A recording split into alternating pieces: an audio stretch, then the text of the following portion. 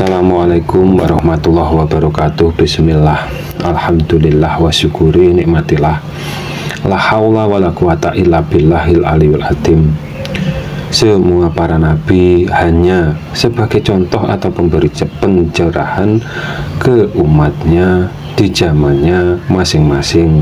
Karena kita hidup di akhir zaman, berkewajiban mengikuti nabi akhir zaman, dan setelahnya tidak ada nabi atau rasul lagi. Setelah Nabi Muhammad SAW ada Imam Al-Mahdi.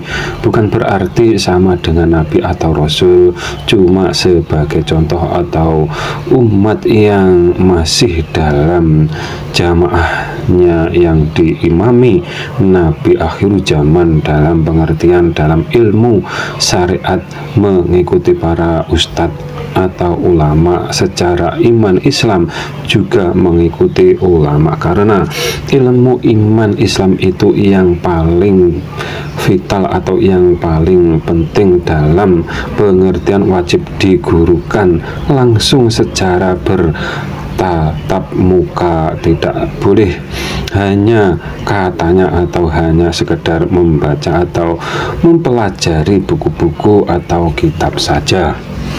Karena ilmu iman Islam berhubungan dengan rohani.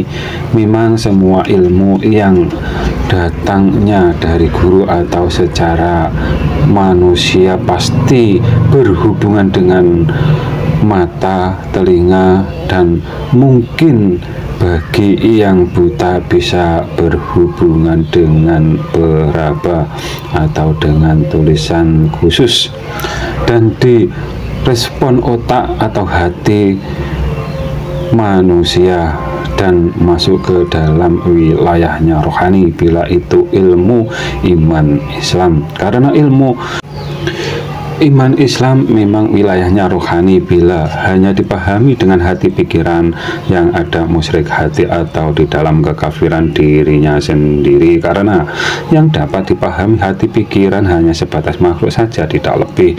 Ilmu yang ada di wilayahnya rohani disebut hakikat dan ma'rifat oleh guru, dinamai demikian agar para murid mudah dalam memahaminya, dan bukan berarti menyelisihi yang diajarkan Nabi yang disebut iman Islam.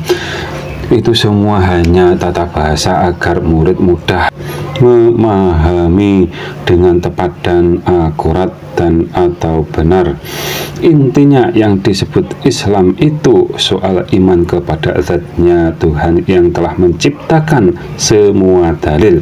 Bila yang telah ma'rifat dan iman kepadanya, bahwa percaya kalau Allah Subhanahu wa Ta'ala yang menciptakan semua makhluk dan tidak mau melaksanakan yang diajarkan nabinya atau yang disyariatkan nabi di zamannya, yang demikian digambarkan seperti imannya para iblis yang beriman dan yang mau melaksanakan apa yang diperintahkan, digambarkan seperti malaikat dalam pengertian manusia.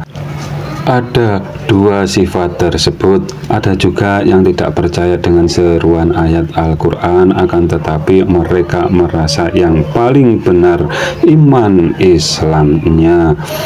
Sesungguhnya yang demikian memang beriman, akan tetapi tidak layak disebut iman Islam, karena pasti salah yang diimaninya.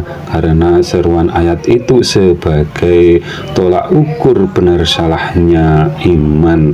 Yang menyelisihi yang dipuja hanyalah berhala atas prasangkanya sendiri. Apabila ada kata yang salah, kami mohon maaf. Akhiru salam, wassalamualaikum warahmatullahi wabarakatuh.